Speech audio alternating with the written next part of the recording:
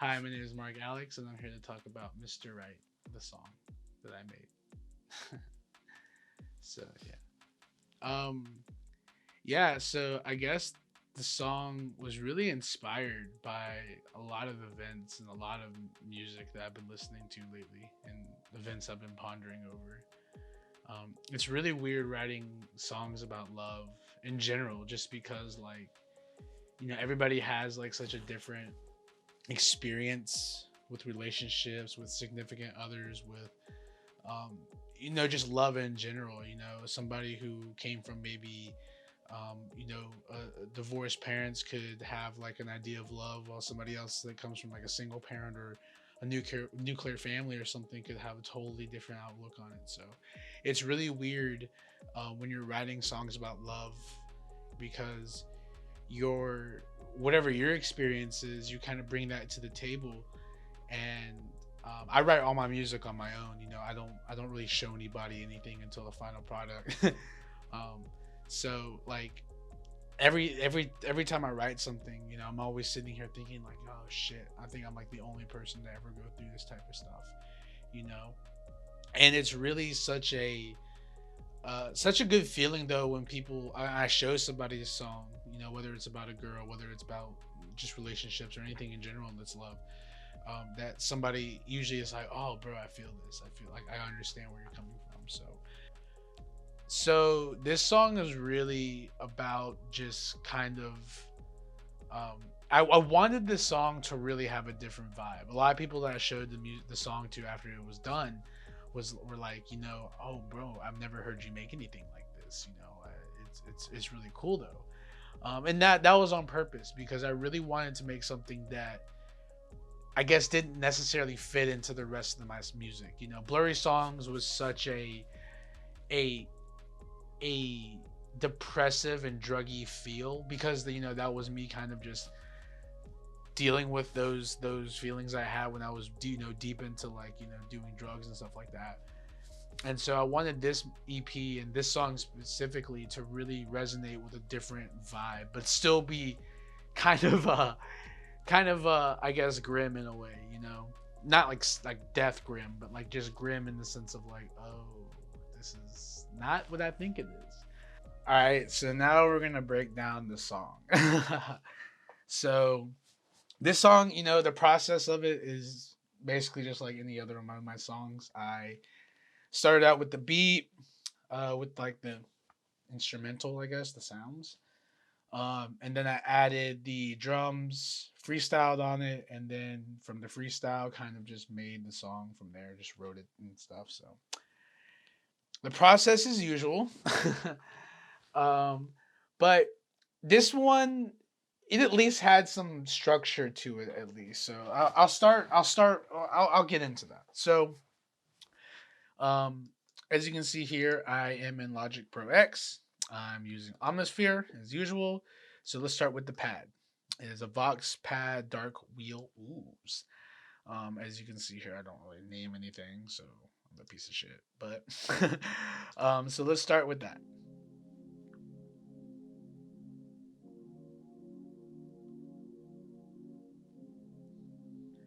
And so I really loved this sound just because it was so warm and like so just like, I don't know, when I made it, it was just like oh, okay, it's like a little, it's nice. I like it. From there, that's when I started with, so after that I started kind of getting, I started that and then basically went to the next sound, which is Airplink Music Box. And so this part was basically like this really set the feeling. So at the time I was listening to like a lot of Benny. I still listen to her, listening to a lot of, I guess, like indie rock and shit. And so with this song, I really wanted to capture, like, I guess that's, I really wanted to capture that sound, because Blurry Songs have been such a depressed, like sad songs. And so I really wanted this song to like kind of stand out from that, kind of show that like, I've moved on from that, or at least like I'm progressing from that. and I wanted it to be happy poppy. And so when I hit this sound, when I finally got this sound, I was like, "Oh, this is it. This is it. This is exactly what I've been looking for." It was just such a happy little sound. I was like, "All right, cool. Let's build around that." And so from there, I added the drums, as you can see here. Uh, just very simple, regular trap shit. You know, um, very simple though. I kept this song really simple because I noticed that, like, a lot of indie music was very simple. Um, and that's what makes it so beautiful. You don't do too much to it. You just do enough. So once the drums were added in, I added in this, like, I guess this little part here, right here. This I remember listening to. I think it was either Snail or something else. But basically, I wanted the song to have like a little bit of, like, this is the hook and this is the rest of the song. So this little sound right here was what I landed on. Woo! I don't know. It just made me. It was like such a cute little sound. I think that it fit in really well. And so after that, came the lyrics. So as you can see here, I have my references and then the actual hooks. So I'll go ahead and play the references first and show you guys where the song was at one point. It's always weird listening to the reference and being like, wow, this is kind of close to what I was making or what I wanted to think the final product is.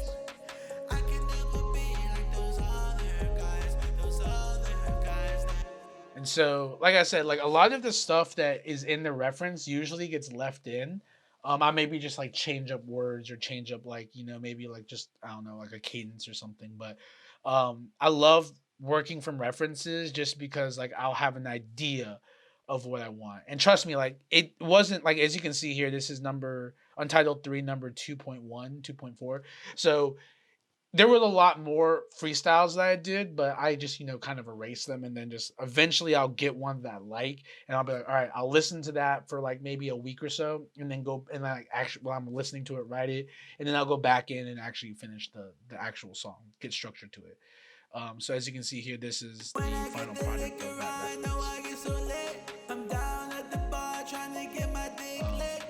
so going into the vocals, I changed up my processing a little bit. I got really into saturation, so I have a J37 on there to kind of add saturation, and then I really got into parallel compression. So these are why there's double courses. One's fully compressed, other one has light compression, and it just kind of helps give it some oomph. Same thing on the hook, same thing at the end here. So yeah, like I said, this is just from the references, wrote it out, finally got it solidified, and just re-recorded. And then added, like, extra voices and stuff like that. And then towards the end here of this second verse, I added, like, just like background stuff to kind of bring it all home. This was the final part before the last hook, and even the last hook has like this little voice on top of it.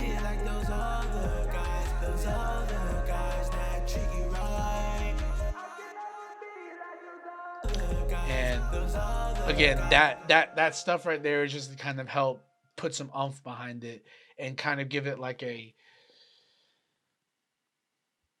I guess, just like a build up, and the same thing with the bass. Sorry, I didn't go over the bass. I kind of skipped over it. I didn't have any bass at the beginning, and then I just let it play throughout the rest. And that's just because I really wanted, to just have something there, not just have it like air out. Like, I wanted it to really carry the rest of the song. Um, and that's really it. Like I said, my songs are very simple. I wanted this song to really just be kind of an oxymoron when it came, sonically. When you hear it, it sounds like such a happy little song. But then as you go into the lyrics, right off from the bat, you're kind of like, oh, this is not as happy as the song I thought it was. Um, and like I said, I just really wanted to kind of drive home that idea of, like, I was really insecure as a person, over the last 10 years. And this song isn't, again, like, isn't about anybody. It's kind of like, a collection of memories. Same thing with Blurry Songs. It's never about one person. It's always about multiple things in my life. And I really wanted to just drive home that idea of, like, I would sit there and really be like, why are you with me? I'm such a piece of shit. Why do you do these things? But like I said, with the beginning of each of the verse, you kind of get her side of it. She said, this love doesn't have to be perfect. Can't you just make it worth it? She's tired of all the fights, but the good times all outweigh them. And I wanted to really kind of shine that, because I think that's what a lot of young women, kind of go through when they're in, their adolescent and going into, young adults. They find guys that they think are, pretty good, decent dudes, but maybe they're not ready for that type of commitment yet, or whatever it might be, and so those guys will do certain things to them, and then the woman's kind of just sitting there being like, maybe I just need to, like, maybe I'm the problem, and I don't know. I really wanted to just kind of show that, like, my mindset at least was just like, no, you're not the problem. I'm the problem. I'm the bad guy. I'm a bad guy. Why are you with me? Um, I'm not your Mr. Right. I'll never be your Mr. Right. But, as the ending says, but you're welcome to stay one more night. You're welcome to, just still be here, because, I kind of want you here. So, but that's Mr. Right. Very depressing song when you think about it, but very happy sonically. So, but whether you're streaming it from the single, whether the EP's out, I hope you enjoyed this. I hope you enjoyed this breakdown. I really enjoy breaking down my music. It's fun because I like people to kind of listen to it, get their own idea, and then kind of see where I was coming from with it. But like I said, it's a cool song. I'm really proud of this one, and I hope you guys are enjoying it. So until next time, I catch you.